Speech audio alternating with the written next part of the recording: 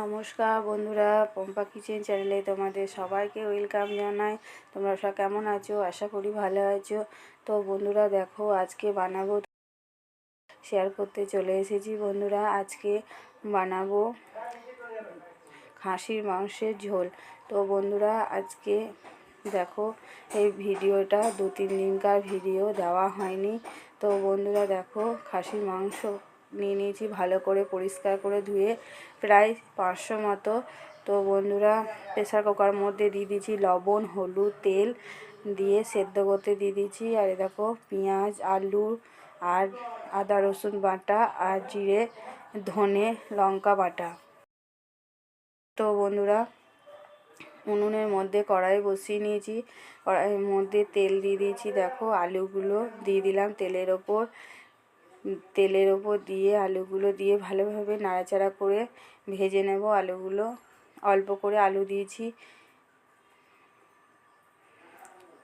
তো বন্ধুরা অল্প লোক, তার জন্য অল্প করে আলু দিয়েছি। দেখো বন্ধুরা আবারও একটু তেল দিয়ে দিলাম, তেলের ওপর 2টো তেজপাতা দিয়ে দিলাম। তেজপাতা দিয়ে ভালোভাবে নাড়াচাড়া করে দিচ্ছি। তো বন্ধুরা তেজপাতার ওপর আবার পেঁয়াজ দিয়ে দিলাম।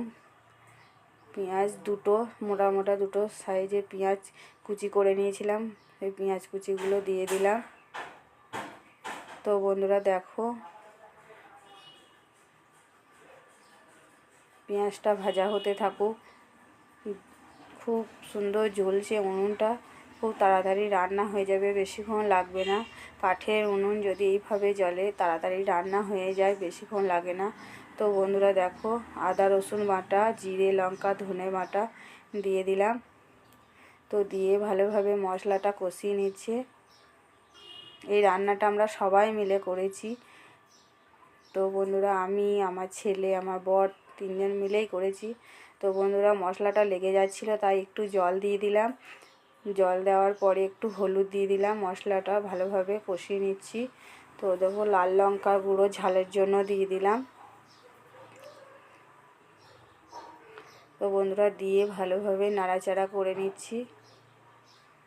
দেখো অল্প একটু জিরে দিয়ে দিলাম, 2 রকমই জিরে দিলাম, গোটা গুঁড়ো জিরে 2 রকম জিরে দিলাম। তো বন্ধুরা দেখো টমেটোর বদলে সস দিয়ে দিলাম। তো বন্ধুরা সস দিয়ে ভালোভাবে আবারও ফের নাড়াচাড়া করে নিতে হবে।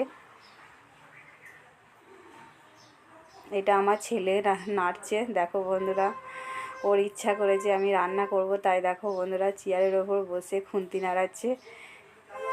তো বন্ধুরা একটু জল দিয়ে দিলাম, জল দিয়ে ভালোভাবে কষিয়ে নিচ্ছি মশলাটাকে।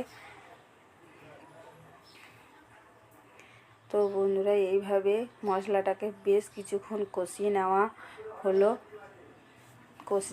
মশলা থেকে তেল ছেড়ে দিয়েছে দেখো বন্ধুরা, আর বেশিক্ষণ কষাবো না। তো এদিকে প্রেসার কুকারে সিটি দিয়ে দিয়েছি 3টে। তো বন্ধুরা পুরো মাটনটা সেদ্ধ হয়ে গেছে। তো দেখো একটু সামান্য জল ছিল। তো বন্ধুরা খাসির মাংসটা ঢেলে দিলাম মশলার ওপর দিয়ে ভালোভাবে নাড়াচাড়া করে নিচ্ছে।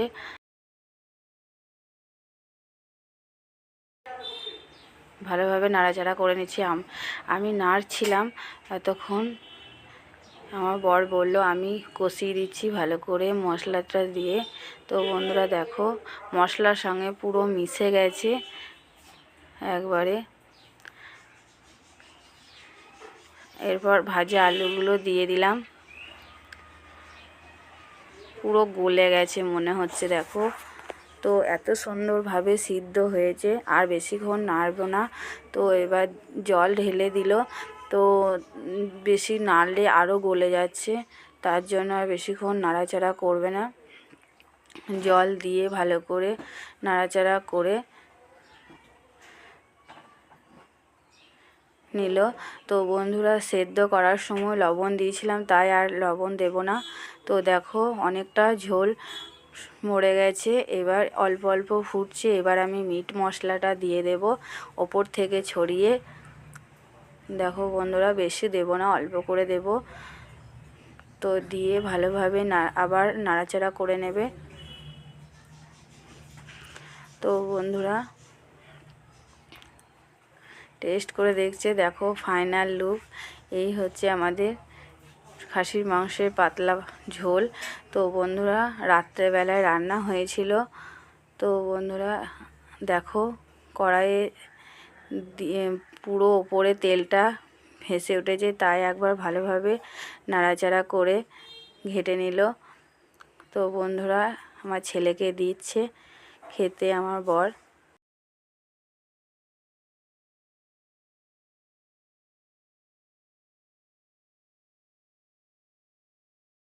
ছেলে অল্প অল্প করে ভাতের সঙ্গে মেখে খাচ্ছে, বলছে খুব সুন্দর হয়েছে মা, ভালো হয়েছে খেতে। তো বন্ধুরা দেখো